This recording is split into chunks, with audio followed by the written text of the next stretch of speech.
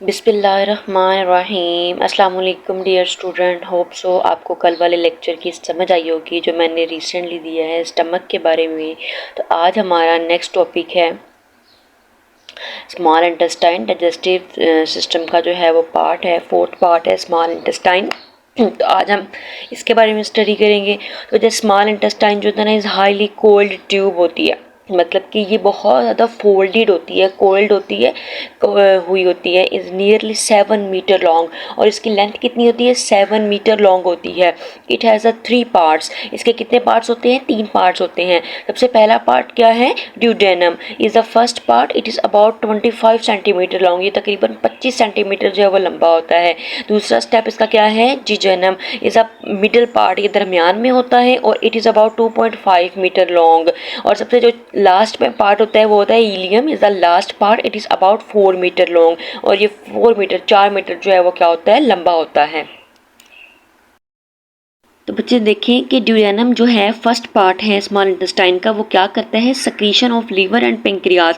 जो लीवर हमारा जिगर होता है और हमारा पेंक्रियाज होता है ना, वो एक्ट ऑन फूड, उनकी जो सक्रीशन होती है ना, वो किसके अंदर होती है? ड्यूडेनम के अंदर होती है, जो फूड के ऊपर जाके एक्ट करेगी। अब यही सक्रीशन जो लीवर की होती है ना, उस एग्जाम्पल के मतलब बाइल, वो एक बाइल सा पिगमेंट सेंड करता है enter duodenum through common bile duct, एक ही बाइल डक्ट में सेंड करेगा, भेजेगा। It contain salt. अब उस पिगमेंट जो बाइल है उसके अंदर क्या चीज़ होगी? उसके अंदर साल्ट्स, नमक होगा, which break large fat into small droplets, जो फैट को क्या करेंगे? स्मॉल ड्रॉपलेट्स में कन्वर्ट कर देंगे। In this way a milky fluid in formed in which fat droplets are kept separate, वो सेपरेट हो जाएंगे, अलग अलग हो जाएंगे। This process is called emulsification. मैं आपको डायग्राम से समझाती हूँ।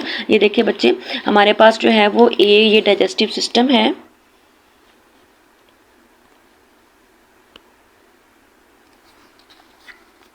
ये देखिए बच्चे, ये हमारे पास जो थी, ये वाली जो नाली थी वो किस चीज़ की आ रही थी? एसोफेगस की आ रही थी। और ये हमारे पास स्टमक की बात कर रहे थे। अब ये स्टमक के बाद हमारे पास ये जो, ये देखें, ये अंदर जो जा रही है, ये कौन सी आ रही है? ये स्मॉल इंटेस्टाइन है। अब ये स्मॉल इंटेस्टाइन के बाद जो है ये डायरेक्ट जो है वो किस में कन्वर्ट हो रही है? ये लार्ज इंटेस्टाइन के अंदर जो है वो चली गई है, मतलब वो पार्ट आ गया है। तो अब हम बात कर रहे थे कि जो लीवर होता है, ये लीवर की बात करते हैं, और ये पेंक्रियाज की बात करते हैं। ये पेंक्रियाज, ये दोनों जो है वो अपनी सक्रीशन जो है वो किसके अंदर करेंगे? ये स्मॉल इंटेस्टाइन के फर्स्ट पार्ट जो ड्यूडेनम है इसके अंदर करेंगे। ये फर्स्ट उसका पार्ट होता है, इसको क्या कहते हैं? ड्यूडेनम कहते हैं। ठीक हो गया। इसके अंदर जो है ना वो उसकी सक्रीशन होगी। अब ये जो लीवर होता है, लीवर, ये एक डक्ट आ रही है जिसको मैंने बोल्ड करके बनाया है ब्लैक के साथ। ये जो होती है ये एक बाइल डक्ट है, ठीक है। इसके अंदर अब लीवर ने अपनी सक्रीशन जो है ना वो इसी नाली के थ्रू भेजनी है। और ये जो पेंक्रियाज है ये भी, ये देखें, अपनी इसी नाली, ये एक यहाँ पर आकर दोनों जो है वो मिल जाती हैं, ठीक है। मतलब कि लीवर की नाली ऊपर से आ रही है, ठीक है, और यहाँ पर पेंक्रियाज की बात करते हैं। ये पेंक्रियाज की नाली, ये दोनों जो है वो एक जगह पर मिल जाती है। ये देखें, ये दोनों जो है वो एक जगह पर मिल जाती है। इस नाली को क्या कहते हैं? कॉमन बाइल डक्ट होती है। ये दोनों की बाइल डक्ट होती है, दोनों अपनी सक्रीशन जो है वो कर रही हैं, और ये दोनों सक्रीशन जो है वो किसके अंदर एंटर हो रही है? ये स्मॉल इंटेस्टाइन के फर्स्ट पार्ट जो ड्यूडेनम है उसके अंदर जो है वो ये एंटर हो रही है। देख लेते हैं कि अब उन्होंने बोला कि ये देखें ना, duodenum secrete liver and pancreas act on the food. अब ये जो बाइल होता है ना वो बच्चे क्या करता है? ये एंटर होता है इसके बाइल डक्ट के अंदर, और ये जो क्या कर देता है, जो फैट्स होते हैं बच्चे, जो फैट्स के पार्टिकल होते हैं ना वो बड़े बड़े, ये समझे फैट का एक लार्ज पार्टिकल है। अब ये ब्रेक डाउन होकर वो क्या कर देगा? स्मॉल छोटे छोटे पार्टिकल्स के अंदर जो है ना वो कन्वर्ट हो जाएगा।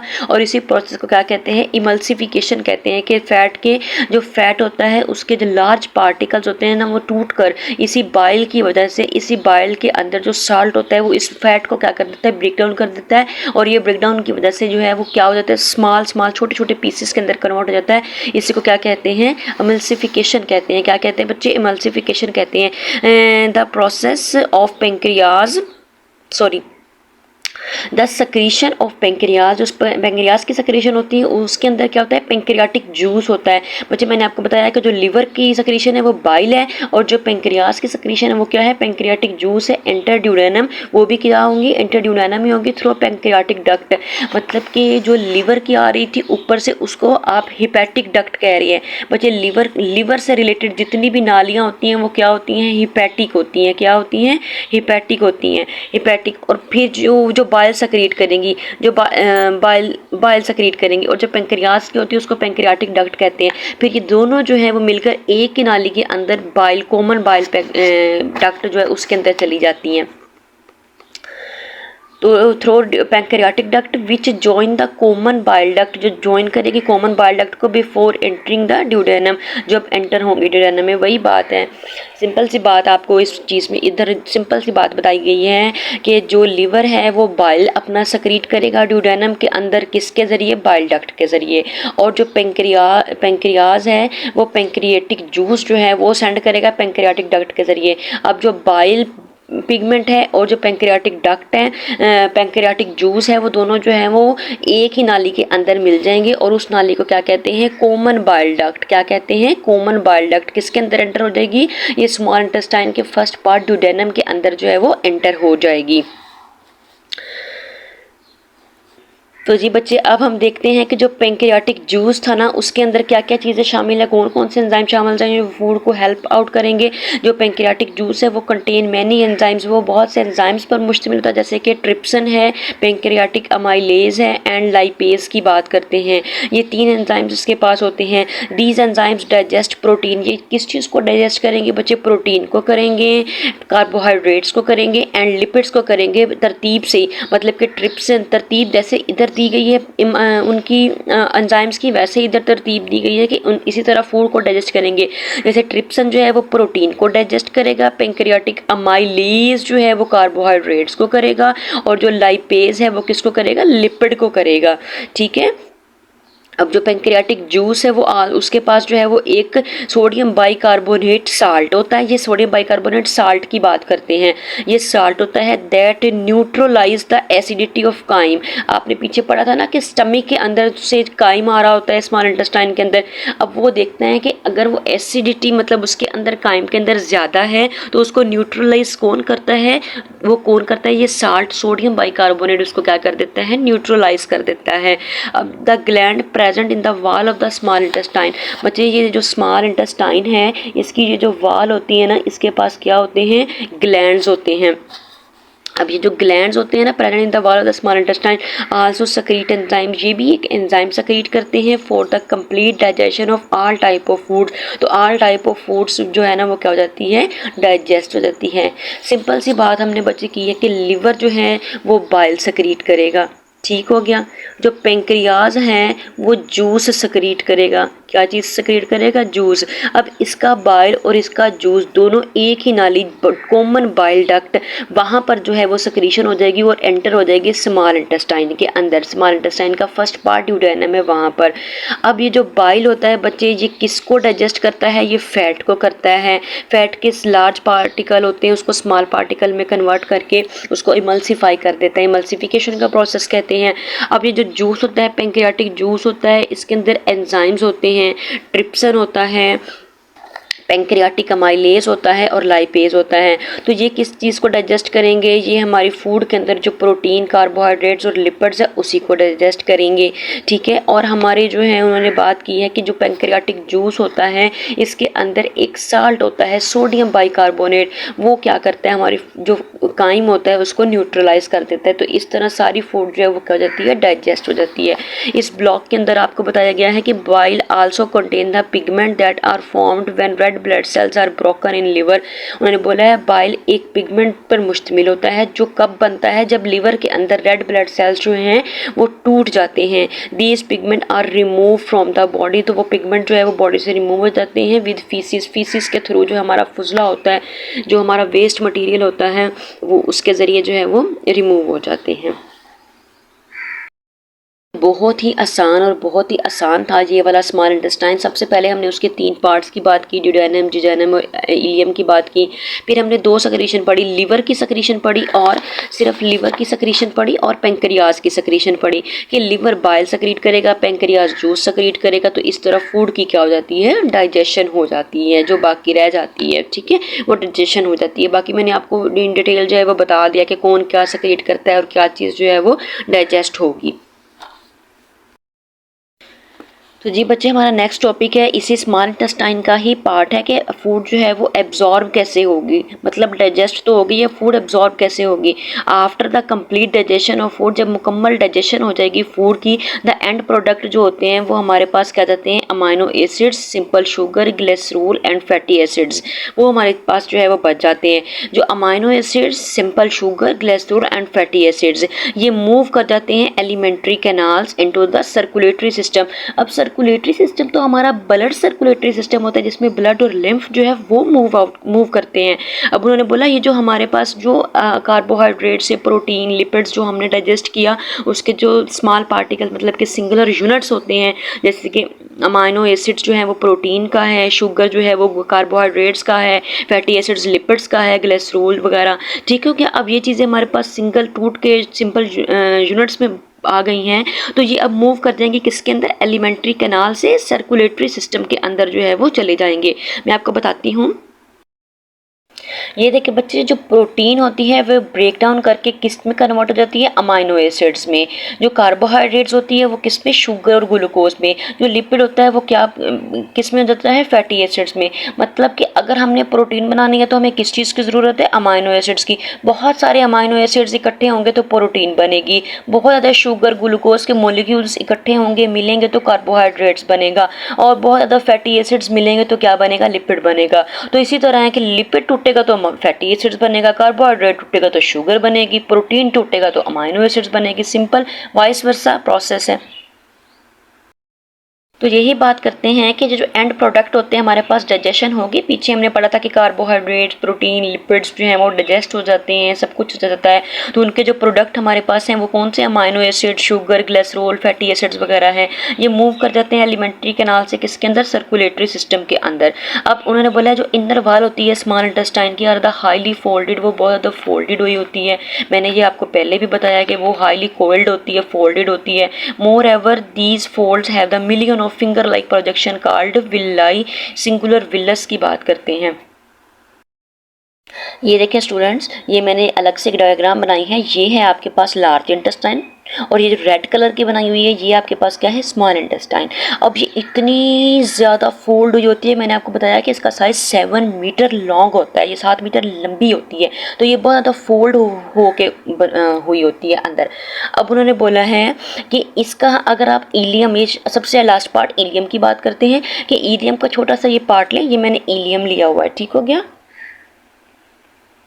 अब इलियम के अंदर ये माइक्रोस्कोपिक छोटे फिंगर लाइक स्ट्रक्चर्स होता है। इस फिंगर लाइक स्ट्रक्चर को क्या कहते हैं, विलाई कहते हैं। क्या कहते हैं, विलाई। अब ये मैंने विलाई को अलग से जो है वो इधर डायग्राम बनाई है। ये देखें, मैंने ये 3 विलाई ले ली, मतलब कि यहाँ से 3 विलाई उठाई हैं। ये अगर सिंगल एक विलाई एक की बात करें तो उसको सिंगुलर को क्या कहते हैं, विलस कहते हैं, और जो प्लूरल होती हैं बहुत सारी होंगी तो उनको हम विलाई बोलते हैं। अब सिंगुलर विलस को कहते हैं। इसके स्ट्रक्चर की बात कर रहे हैं। The fold and villi provide a large surface area of the absorption of food। अब उन्होंने बोला ये इतनी ज़्यादा इसके अंदर होती हैं, पूरी स्मॉल इंटेस्टाइन के अंदर इतनी ज़्यादा, ये देखें लार्ज सरफेस एरिया, बहुत ज़्यादा लार्ज सरफेस एरिया प्रोवाइड करती है ताकि फूड भी क्या हो सके, उतनी ही एब्जॉर्ब हो सके। अब मैं आपको कॉमन से एग्जांपल देती हूँ कि आपके पास एक रोल है, आप रोल ले लें। चलें आप कॉमन टेप की बात कर लेते हैं। अब वो टेप एक गोल से सर्कल के ऊपर जो है, ऐसे गोल सा सर्कल होता है और उसके ऊपर जो है ना वो लपेटी होती है, ठीक हो गया। और वो वैसे हमें छोटी सी लगती है, इतनी सी लगती है, लेकिन जब हम उसको खोलते हैं तो वो कितनी लंबी हो जाती है, कितनी लंबी। जैसे कि कपड़े की दुकान पर आप चले जाएँ और कपड़े का जो थान होता है वो कैसे एक ही रोल के ऊपर जो है ना वो कपड़ा लपेटा होता है, लेकिन उसको खोलें तो वो कितना कपड़े, एक रोल के ऊपर, एक गत्ते के ऊपर वो तकरीबन 4 से 5 सूट जो है वो लपेटे होते हैं। इसी तरह जो है कि वो कितना उसका बड़ा होता है, इसी तरह ये भी फोल्डेड हुई होती हैं, बहुत ज़्यादा फोल्ड हुई होती हैं और ये बहुत ज़्यादा क्या करती हैं, लार्ज सरफेस एरिया प्रोवाइड करती हैं और उतनी ही ज़्यादा क्या जाती हैं, एब्जॉर्प्शन हो जाती है। Food molecules are absorb through this surface through the diffusion and active transport. अब उन्होंने बोला कि जो फूड होती है ना वो इसी प्रोसेस यहाँ पर ही क्या होगी, एब्जॉर्ब होगी। और वो कैसे एब्जॉर्ब होगी, वो एक्टिव ट्रांसपोर्ट के ज़रिए और डिफ्यूजन के ज़रिए होती है। अब बच्चे डिफ्यूजन क्या होता है और एक्टिव ट्रांसपोर्ट क्या होता है। ये बच्चे डिफ्यूजन जो होता है ना, डिफ्यूजन क्या है, movement of the molecules from the high concentration to low concentration without energy. मतलब कि अगर मॉलिक्यूल्स ने मूव करना है वो हाई कंसंट्रेशन से लो कंसंट्रेशन की तरफ मूव करेंगे विदाउट यूजिंग एनर्जी, वो कोई एनर्जी इस्तेमाल नहीं करेंगे। और एक्टिव ट्रांसपोर्ट क्या होता है कि मूवमेंट होती है मॉलिक्यूल्स की from the low concentration to high concentration. तो जब लो कंसंट्रेशन से हाई कंसंट्रेशन की तरफ जाएंगे तो ऑटोमेटिकली उनको क्या चीज़ इस्तेमाल करनी पड़ेगी, उनको एटीपी एनर्जी जो है वो इस्तेमाल करनी पड़ेगी। और याद रखिएगा ये जो एटीपी होती है ये आपकी बॉडी की क्या होती है, एनर्जी होती है, करेंसी होती है। कि आपको अगर अपने जैसे कि कोई चीज़ लेने के लिए करेंसी की ज़रूरत होती है, वैसे ही आपकी बॉडी को एनर्जी लेने के लिए इसी एटीपी की ज़रूरत होती है। जी बच्चे, हम बात करते हैं अभी जो विलस की बात करते हैं। ये जो विलस होती है, विलाई होती है, इसकी जो वाल होती है वो एक सिंगल सेल से ही मिलकर बनी होती है, सिंगल सेल पर मुश्तमिल होती है। और इसके अंदर जो होती है वो क्या होती है, ये जो रेड कलर के मैंने बनाई है बच्चे, ये ब्लड कैपलरीज हैं। कि इसके अंदर क्या होती हैं, ब्लड कैपलरीज होती हैं। और ये जो ब्लैक कलर के अंदर मैंने बनाई है ये लैक्टियल होता है। ये क्या होता है, लैक्टियल लिम्फ वेसल्स होती हैं। ठीक है, क्योंकि लिम्फ जो होता है एक लिम्फेटिक सिस्टम, एक अलग सा टॉपिक है कि जो मैंने आपको पीछे बताया था, ब्लड एंड लिम्फ जो हमारी बॉडी के अंदर जो वाइट मटेरियल ब्लड के साथ साथ मूव कर रहा होता है उसको क्या कहते हैं, लिम्फेटिक लिम्फ कहते हैं। और ये जो होता है ना लैक्टियल, इसी चीज़ पे है कि इसके अंदर वाइट मटेरियल होता है और साथ ही क्या होती हैं, ब्लड कैपलरीज होती हैं। जी स्टूडेंट्स, जो ग्लिसरॉल और फैटी एसिड्स होते हैं ना वो स्मॉल इंटेस्टाइन के अंदर एंटर जब होंगे तो जो लैक्टियल पार्ट होता है ना विलाई का, तो उसके अंदर चले जाते हैं। मैं आपको समझाती हूँ दोबारा कि ये देखें कि जो लैक्टियल पार्ट की बात करें ना, ये जो ब्लैक वाला लैक्टियल है इसके अंदर कौन सी चीज़ मूव करेगी, फैटी एसिड। एफ से फैटी और ए से एसिड, फैटी एसिड और ग्लिसरॉल जो है वो इस लैक्टियल पोर्शन के अंदर जो है वो मूव कर जाएगा। ठीक है, इसके अंदर मूव करेगा तो फिर क्या होगा कि ये लैक्टियल जो है ना वो इसको लेगा, मतलब कि ग्लिसरॉल और फैटी एसिड्स को कैरी करेगा, लेगा, उठाएगा और कहाँ ले जाएगा, लिम्फ वेसल्स के अंदर ले जाएगा। और उसको एम्प्टी कहाँ करेगा, जाके कहाँ गिराएगा, जो blood vessels near the heart, जो हार्ट के करीब जो ब्लड वेसल्स होती है ना वहाँ पर जाके इसको दे देगा। मतलब क्या हुआ है कि जो लैक्टियल पोर्शन है इसने क्या किया, फूड से फैटी एसिड और ग्लिसरॉल को लिया और लेने के बाद मूव कर गया किसके पास, ये जो ब्लड वेसल्स का जो होता है हार्ट के नज़दीक ब्लड वेसल्स हैं वहाँ पर ले जाएगा। ये लिम्फ वेसल्स का जो है वो हिस्सा है, वहाँ पर जाके उसको दे देगा। ठीक है, फिर आ जाता है जो amino acids and simple sugar की बात करते हैं, एंटर द ब्लड कैपलरीज। अब ये जो रेड कलर की जो ब्लड कैपलरीज हैं ये किस चीज़ को एब्जॉर्ब करेंगी, ये शुगर को और अमाइनो एसिड्स, ए से अमाइनो और ए से एसिड्स, ये शुगर और अमाइनो एसिड्स को एब्जॉर्ब करेंगी और इनको लेकर जाएंगी। ठीक है, तो amino acids and simple sugar enter the blood capillaries, वो ब्लड कैपलरीज में एंटर होंगे ऑफ द विलाई की। These capillaries join to make hepatic portal vein. फिर ये कैपलरीज कहाँ पर जाके ज्वाइन होंगी, हेपेटिक पोर्टल वेन, मतलब कि लिवर की वेन के साथ ज्वाइन करेंगी, which carry the amino acid and sugar to liver. फिर वो जाहिर सी बात है जब हेपेटिक के साथ जाकर उन्होंने ज्वाइन किया है तो वो जाकर किसको देंगी, लिवर को देंगी। क्या चीज़ लिवर को देंगी, अमाइनो एसिड और शुगर लिवर को दे देंगी। From the liver the hepatic veins carry these nutrients, liver से वो हेपेटिक वेन जो है वो उसको उठाएगी, उन्हीं न्यूट्रिएंट्स को, मतलब कि अमाइनो एसिड्स और शुगर को उठाएगी टू हार्ट और दिल की तरफ ले जाएगी and then to all part of the body. फिर ब्लड से क्या होगा, पूरी बॉडी के अंदर जो है वो न्यूट्रिएंट्स मूव कर जाएंगे। बहुत ही आसान तरीके से एब्जॉर्प्शन मैंने आपको बताई है, बहुत ही आसान तरीके से मैंने आपको एब्जॉर्प्शन बताई है कि क्या हुआ है। सिंपल कि ये जो लैक्टियल पोर्शन था, वेलाई का लैक्टियल पोर्शन था, उसने क्या चीज़ एब्जॉर्ब की बच्चे, फैटी एसिड्स और ग्लिसरॉल किया।